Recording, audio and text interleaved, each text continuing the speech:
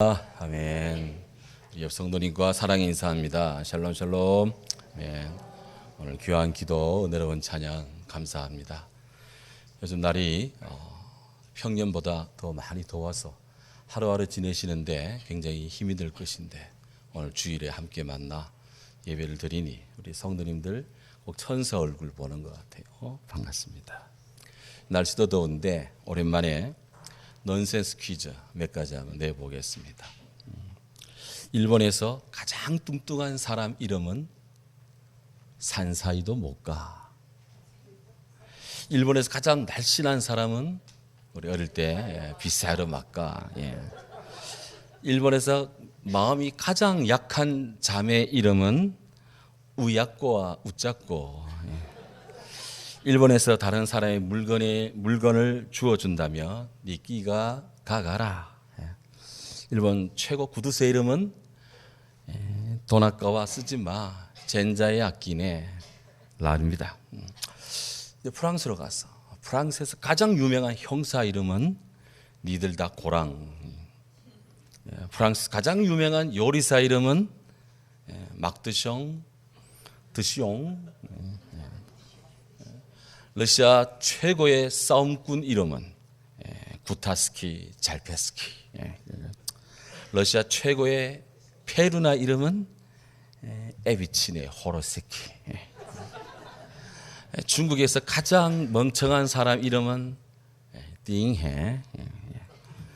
영국 최고의 급장이 이름은 요즘 뜨고 있습니다. 크리스토퍼 놀란 영화 감독인데요. 오펜하이머라는 영화를 요즘 유행한다는데 아직 보지는 못했습니다.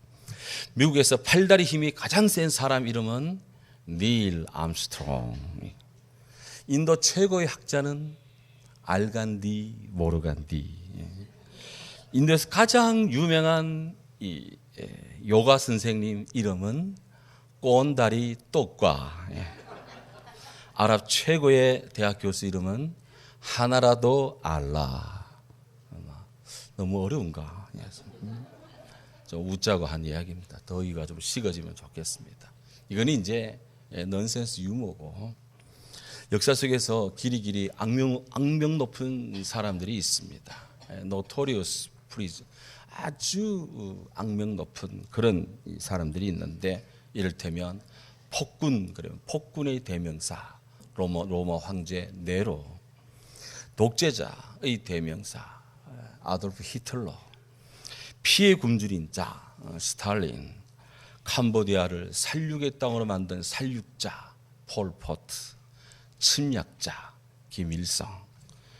그런데 이런 이름들은요 다 약과입니다. 주일이면 일주일에 한 번씩 적어도 인류 20억 명이 매일매일 매 시간대 본디오 빌라도 하며 그 이름을 고발합니다. 한국교회 새벽기도 나오는 성도님들은 사도신경을 새벽마다 고백하면서 본디오 빌라도에게 고난을 받으사 하며 매 새벽마다 본디오 빌라도 그가 문제입니다. 이렇게 고발을 합니다. 성경에는 예수님을 팔아버린 자를 가룟 유다라고 지목을 하면서, 그러니까 정작 성도들은 예배 때마다 사도신경 속에 본디오 빌라도 그 이름을 하늘 앞에 땅 앞에 그리고 각종 언론 매체를 통해 예배 중계를 통해서 본디오 빌라도를 고발합니다. 바로 오늘 그 말씀이 바로 이런 일들의 직접적 배경이 됩니다. 오늘 보면 1절에 따르면 새벽에 모든 대제사장들과 백성의 장로들이 예수를 죽이려고 함께 의논을 결의합니다. 1절은 말씀드렸습니다마는 여기 대제사장들, 사두개 백성의 장로들이라고 나올 때 이들은 유대의 사내들인 공의의 회원들입니다. 우리나라로 말하면 민의를 대변한다는 국회의원급에 해당되는 그런 사람들이에요. 이들이 새벽에 모여서 예수를 죽이고자 결의를 합니다. 원래 사내들인 공의의 내부 규정에 따르면 이들의 회의는요, 날이 밝을 때, 해가 뜨고 나서부터 해가 질 때까지 공중에 햇빛이 있을 동안에 이 회의를 해야 됩니다. 그런데 그들은 새벽이라는 꼼수를 동원해서 예수를 죽이고자 한 낮이 아닌 새벽에 어두운 빛 속에서 예수를 죽이고자 비공식 회의를 열었습니다. 그렇게 해서 그들이 예수를 죽이려고 온갖 증거를 찾았다고 마태복음 26장 59절에 보면 성경이 기록을 하고 있습니다. 그렇게 해서 거짓 증거자들을 많이 모집을 했는데 그들이 입에서 나오는 말들은 하나도 쓸만한 증거가 없었습니다. 다 빈 껍데기였습니다. 예수님은 시답자는 그들의 말들에는 일절 대답을 하지 않습니다. 그러자 대제사장이 예수께 묻습니다. 마태복음 26장 63절에 보면 네가 하나님의 아들인지 우리에게 대답하라. 그렇게 묻습니다. 그래 예수님이 네가 말하였느니라. 그러나 내가 너에게 이르노니 이후에 인자가 권능의 우편에 앉아 있는 것을 그리고 구름을 타고 인자가 오는 것을 너희가 볼 것이다. 이렇게 주님이 답을 해요. 그러자 대제사장이 자기 옷 그 비싼 에봇을 꽉 찢으면서 신성모독을 하는구나. 어떻게 할까? 우리가 이 자를 어떻게 할까? 했더니 주위에 있는 사람들이 그는 사형에 해당된다 하면서 소리를 지릅니다. 이들이 심중에 예수를 고발하고자 하는 것은 예수로 인해서 그들의 지위, 그들의 종교적 사회적 기능이 땅에 떨어지고 그렇게 해서 그들이 다 직업상 모든 이권과 모든 특권을 잃어버릴 위기의식에 처했기 때문에 예수를 죽이고 싶었습니다. 하지만 그들이 표면상으로 예수를 죽여야 된다고 내세운 것은 그가 신성모독을 한다라는 이름이었습니다. 이다음부터 이들은 예수님 얼굴에 침을 뱉고 얼굴 주먹으로 예수님 얼굴을 치고 어떤 사람은 손바닥으로 때리고 그리스도야 우리에게 선지자 노릇해봐라 누가 쳤냐 하면서 예수님을 희롱을 했습니다. 이런 다음 오늘 본문 27장 1절 2절에 보면 이들이 예수를 죽이려고 함께 의논하고 그리고 그들을 결박해서 예수님을 결박해서 끌고 그리고는 빌라도에게 넘겨주었다고 말합니다. 여기 결박하여 바운드 결박이라는 것은요 이 두 손을 뒤로 묶는 겁니다. 이렇게 묶고 포승줄로 묶는 거예요. 꼼짝달싹 못하게 그렇게 결박하는 거예요. 유대 사회에서 또 로마 땅에서도 이렇게 결박을 하는 것은 사형에 해당되는 피의자를 결박해서 끌고 갑니다. 예수님을 지금 그런 죄인 취급을 하는 겁니다. 예수님께서는 그렇게 해서 빌라도 앞에 섰습니다. 로마 총독 빌라도입니다. 11절에 보면 총독 빌라도 앞에 주님이 결박한 채 섰습니다. 창을 가졌다. 또 창을 가진 창으로 무장하. 이름의 뜻이 바로 빌라도입니다. 그가 누구일까요? 본디오 빌라도에게 고난을 받으사 도대체 who is the Pontius Pilate? 본디오 빌라도는 누구입니까? 역사가들은 빌라도가 개인적으로 성품이 굉장히 고상하거나 굉장히 된 사람이다 그렇게 여기지 않습니다. 그는 감정대로 행하며 자기 이익을 위해서라면 언제라도 배신을 거듭하며 도덕적으로도 매우 타락한 사람이었다. 그런 자가 어떻게 유대 땅에 총독으로 올 수 있단 말입니까? 로마에는 그렇게 사람이 없다는 말입니까? 빌라도가 로마 정계에 발을 디디고 그의 이름이 스타덤에 오르게 된 것은 좀 그슬 올라가 보면 결혼을 했기 때문에 결혼 한번 잘해서 이런 횡재를 만났습니다. 빌라도의 고향은 원래 로마 본토가 아닙니다. 그는 스페인 사람 세빌레로 가는 아주 조그마한 섬 사람 출신입니다. 세빌레 이발사라고 하는 그런 유명한 오페라 극도 있죠. 바로 그 세빌레입니다. 거기서 그가 로마 군대에 들어가게 됩니다. 로마가 게르만족과 벌인 라인강 전투 때 그 로마군에 편입되어서 공을 조금 세웠습니다. 해서 그가 로마에 개선을 했고 거기서 어떻게 운 좋게 참으로 온갖 정략을 다해서 아우구스투스 로마 황제의 손녀딸 클라우디아라는 여성과 결혼을 하게 되었습니다. 근데 사실 결혼하고 보면 빌라도는 별거 아니잖아요.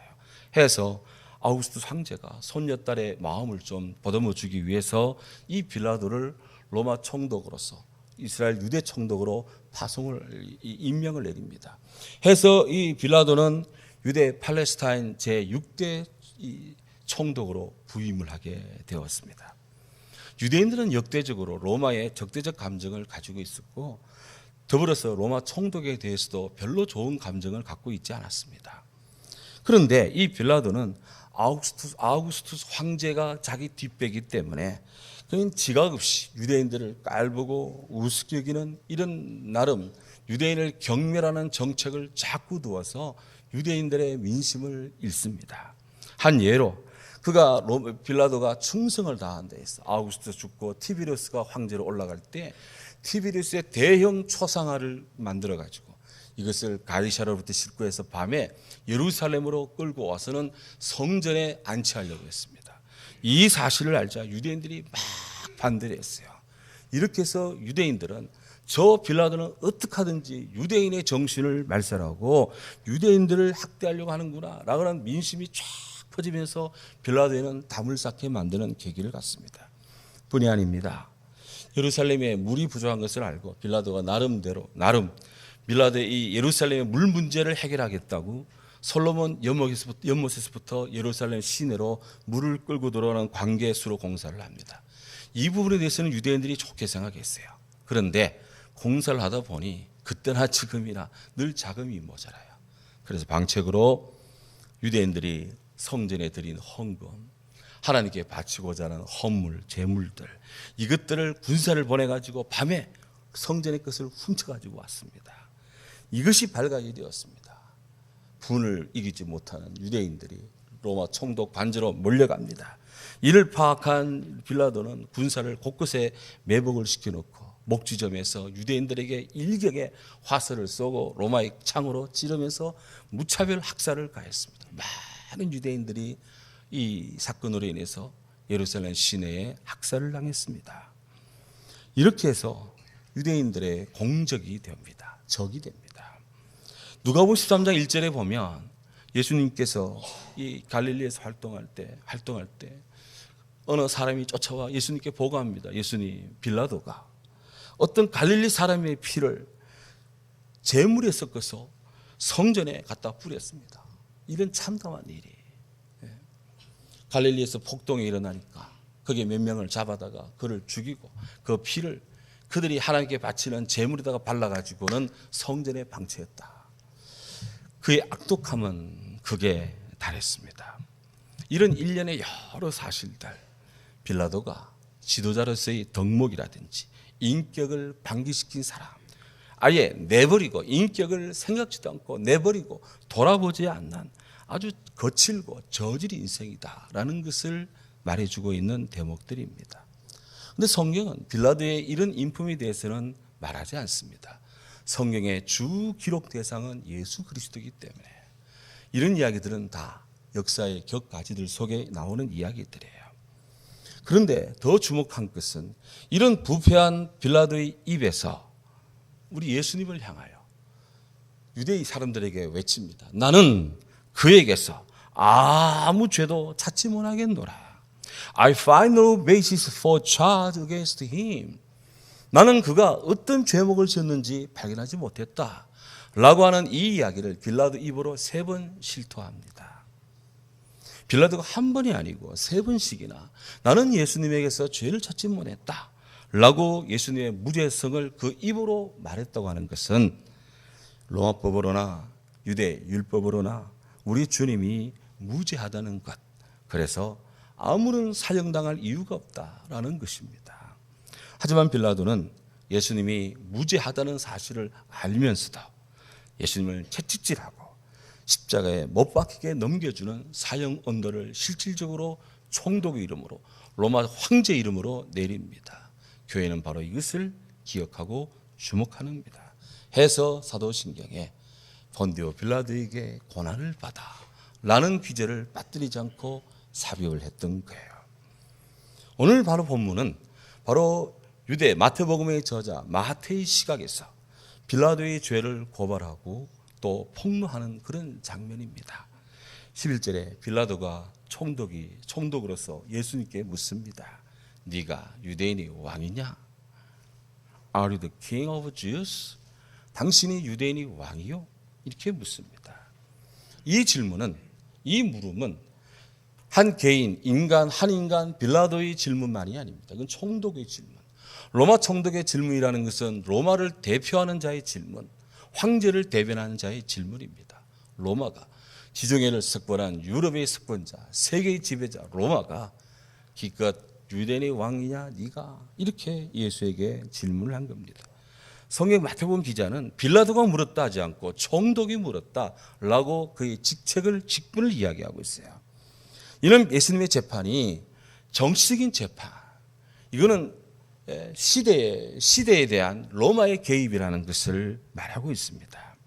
이 질문이, 이 재판이 총독 관제에서 이루어졌는데요. 로마의 이 재판 형식은 우리나라 거는 조금 다르게 좀 미국의 어떤 그런 이 재판 과정과 굉장히 좀 유사한데, 먼저 집행관이 원고의 고소 이유를 묻고 피고에게 질문을 합니다. 그럼 피고는 자기 변론의 과정을 몇 번 거친 다음, 그러다가 배심원들의 의견을 들은 다음 판결을 내리고, 그렇게 해서 판결이 내려지면 일사천리로 확정적인 심판이 행해집니다. 대제사장들과 백성의 장로들이 빌라도가 예수님께 이 질문할 때, 네가 유대인의 왕이냐? 라고 질문할 때 대제사장과 유대의 장로들이 옆에 서서 예수님을 고발을 합니다. 계속해서 주님께 고발을, 이 빌라도에게 이는 신성 모독자, 유대인의 법으로, 로마 법으로도 죽여야 된다, 불순한 자 죽여야 된다, 원고가 막 고소합니다. 빌라도가 예수님께 말합니다. 이들이 이렇게 지금 짓거리는데 할 말 없냐? 오늘 성경에는 예수님이 아무 대답도 하지 않으셨다고 말합니다. 우리 주님은 시답지 않은 말에는 말하지 않습니다. 아무 대답도 하지 않았다. He gave no answer. 그런 대답을 주지 않았다. 그들이 너를 얼마나 쳐서 너를 괴롭게 하는지 증언하는지 듣지 못했소? 라고 오히려 빌라도가 답답해서 예수님이 자기 변호 기회를 주었지만 예수님이 한마디도 대답하지 않았다고 오늘 성경 14절에 말합니다. 총독은 주님의 그 모습에 매우 놀라워했다고. The great amazement. 놀랍게 우리 주님의 그 모습에 그가 내심 외적으로 굉장히 놀랐다고 마태는 기록하고 있어요. 이 즈음 총독의 부인, 빌라도의 부인 프로쿨라 클라우디아, 그녀가 급히 사람을 보내서 남편 총독에게 이런 전가를 전언합니다. 저 옳은 사람, 저 무흠한 사람 예수님에게 남편 아무 상관도 하지 마세요. 오늘 꿈에 내가 그 사람으로 인해서 매우 애가 탔습니다. 우리 주님은, 그분은 예수님 순수한 사람, 죄 없는 사람, 당신 그에게 어떤 해코지도 하면 안 된다고, 꿈에 그렇게 하면 안 된다고, 내가 애를 많이 썼다. 예수님의 재판과 관련한 본디오 빌라도의 아내의 이 이야기는 오직 성경에 마태마가 누가 요한복음 중에서 마태복음은 요 이야기가 나옵니다. 다른 성경에는 나오지 않아요. 요 부분만 딱 나오는데, 전해오는 바에 의하면 꿈속에서 예수님의 신적인 속성, 예수님의 그 하나님 되심을 알게 된 이 빌라도의 아내 플라우디아, 그녀는 후에 예수님이 처형당하고 또 로마로 남편이 복귀해서 남편이 황제에게 미움을 받아 그가 유배를 가고 빌라도가 자결을 하고 하는 이런 가족 비극사 끝에 그녀가 마음이 새로워져서 그가 유대교로 개종을 했다 합니다. 그래서 예수를 영접을 했어요. 유대교로 개종하면서도 예수님을 영접한 특이한 케이스입니다. 그래서 훗날 그리스 정교회, 에티오피아 정교회에서는 이 프로쿨라 클라우디아 이분을 그들의 성자로 여기서 아주 성자의 반열이까지 추앙을 하는, 그렇게까지 기독교 동방 기독교 사회에 이분이 그렇게 기록되고 있대요. 어쨌든 마태는 이 빌라도의 아내의 이 이야기를 우리에게 들려줌으로 해서 예수님 죽음에 대한 유대 지도자들의 돌이킬 수 없는 이 죄성, 책임, 예수님 무죄성에 대한 것을 밝히고 지금 시사하고 있다 하는 거예요. 우리나라도 그렇지만 국가의 중요한 경절이 오면 특사를 시행합니다. 지난 8.15 광복절 때도 몇몇 사람들이 대통령령으로 특사를 받아 나왔다고 합니다만은 이런 법이 로마 시대 때도 있었어요. 해서 빌라도가 생각을 합니다. 어떻게 하든지 저 예수를 아내의 말대로 좀 풀어주고 싶은데 뭐 방법이 없을까 하다가 특사제도를 활용하기로 했습니다. 그래서 유명한 악한 이름으로 유명한 노토리우스 프리저너, 악명으로 유명한 죄수인 바라바를 내세워서 예수를 방면해야 되겠다, 그런 생각을 하고 이제 예수를 풀어줄 이제 방책을, 여론을 조성합니다. 교부들이 글에 따르면 여기 바라바라는 사람의 본명이 예수 바라바입니다. 그래서 빌라도는 혼선을 피하기 위해서 대제사장과 유대인들을 보며 내가 어떻게 하랴? 내가 너에게 둘 중에 누구를 풀어주랴? 바라바냐? 아니면 그리스도라는 예수냐? 왜? 이름이 둘 다 예수 바라바, 예수 그리스도, 이름이 예수니까 혼선이 올 수 있어요. 그래서 바라바냐? 그리스도라는 예수냐? 그리스도라는 예수냐? 그리스도, 기름 부음 받은 자, 하나님의 구원받은, 하나님이 보낸 사람, 하나님의 사람. 유대인에게서 하나님 사람은 얼마나 귀중한 존재입니까? 그러니 당연히 이름만 봐도 예수님은 나와야 될 분이야. 바라바는 죽어도 될 죄인입니다. 그런데 20절에 보면 대제사장과 장로들이 무리를 보내서 둘러싸고 있는 배심원단 무리들에게 막 조언을 하고 눈짓을 주고 사인을 주고 해서 바라바를 놔달라, 예수는 죽이라, 그렇게 소리를 질러대기 시작했습니다.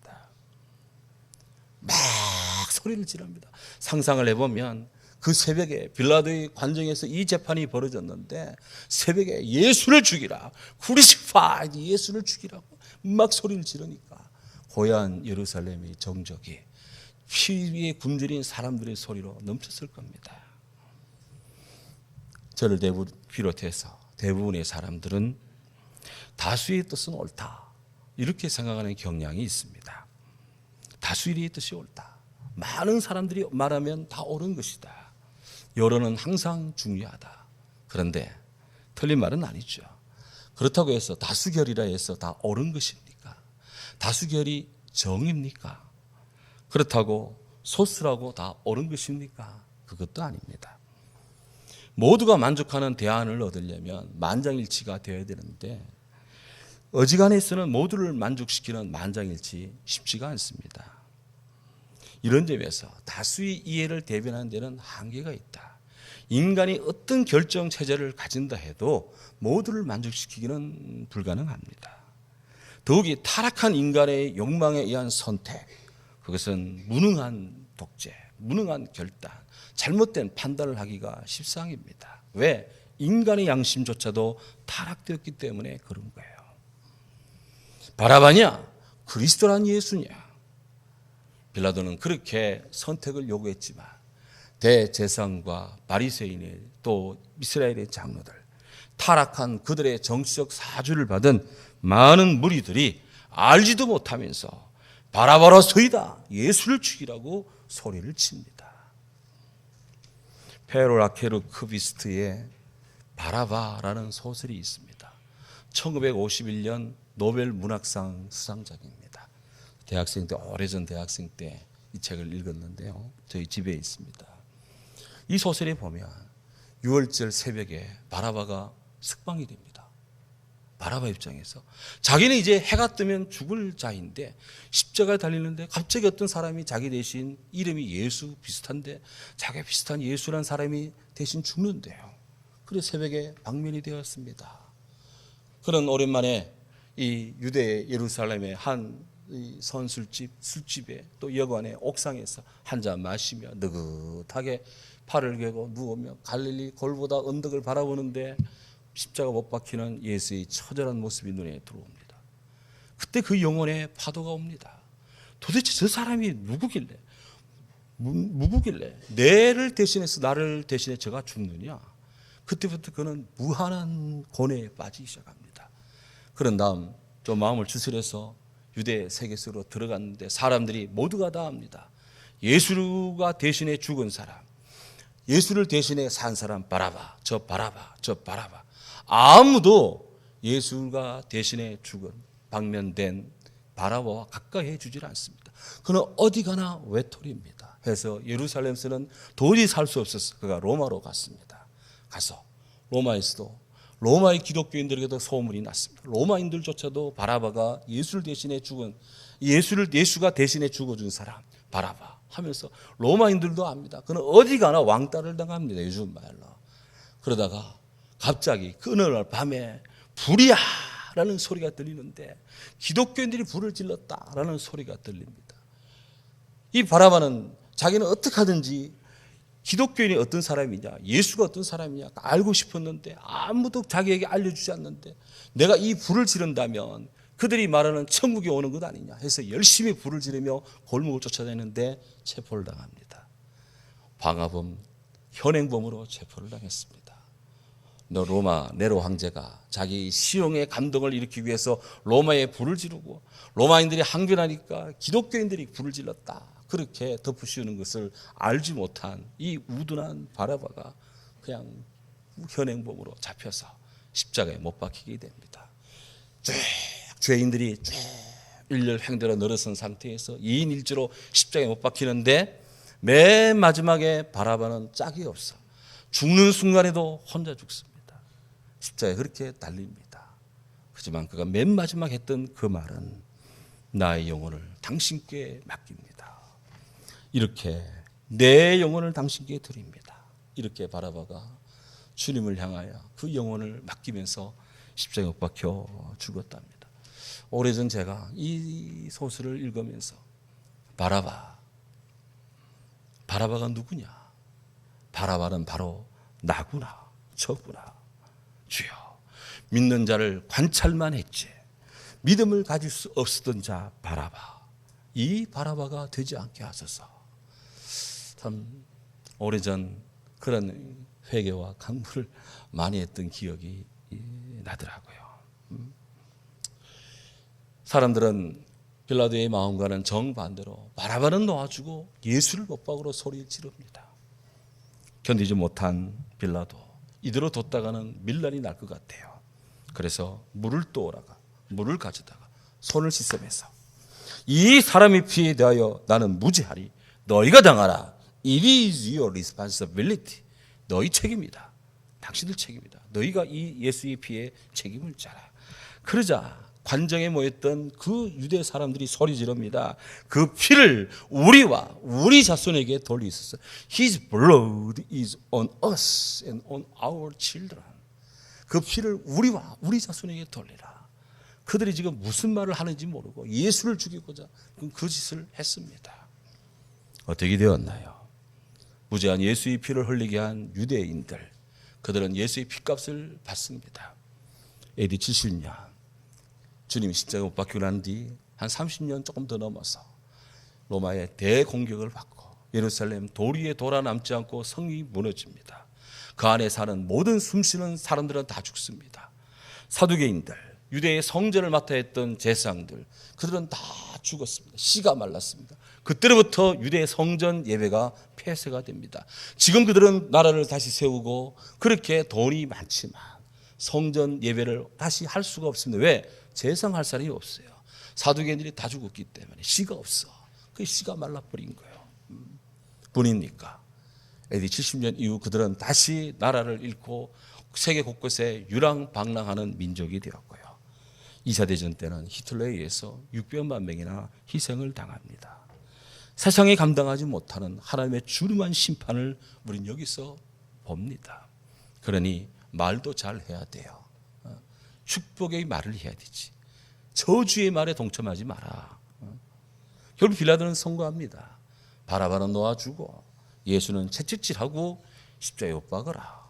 그렇게 마태복음 27장 오늘 26절에서 선고 내리는 겁니다. 해서 교회의 지도자들, 사도들, 주의 교회는 본디오 빌라도에게 고난을 받습니다. 죄 없으신 분이 총독의 선언에 의해서 죽게 되었으니 그를 잊지 않는 거예요.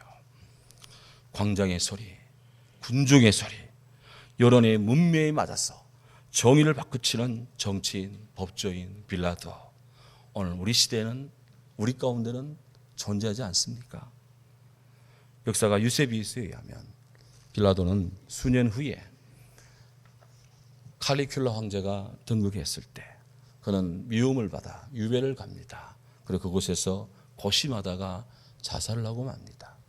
유대인들은 예수를 믿지 않습니다. 하지만 본디오 빌라도가 지옥에 갔어도 주일만 되면 세상의 크리스찬들이 본디오 빌라도에게 고난을 받아 라는 사도신경 소리를 들을 때면 깜짝깜짝 놀라 깬다는 거예요. 상상을 해보았습니다. 우리가 지금 11시에 주일이면 11시에 예배를 드리는데 1시간 뒤쯤 되면 일본 오키나와 쪽에서 이 예배를 드리고 또 몇 시간 뒤에는 괌에서 드리고 또 한두 시간 뒤에는 하와이에서 드리고 미국 본토에서 드리고 다음에 넘어가서 유럽의 영국에서 쭉 프랑스에서 독일에서 쭉 주일이면 24시간 동안 밤 낮 11시가 되면 예배를 드리는데 그때마다 본디오 빌라도에게 하면은 지옥에 있던 빌라도가 깜짝 놀라가지고 좀 쉬려고 하면 본디오 빌라도에 깜짝 놀라고 하루 종일 일주일 동안 놀래고 좀 하루 종일 놀래고 며칠 쉴까 했는데 또 놀래고 또 놀래고 지금까지 놀랜다는 거예요.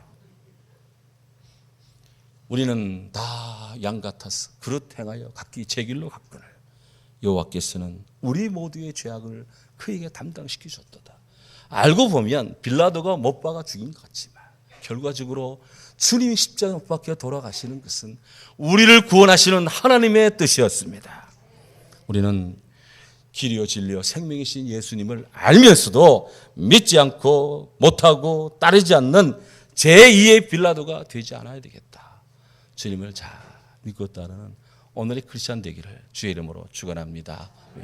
사랑하는 주님 감사합니다.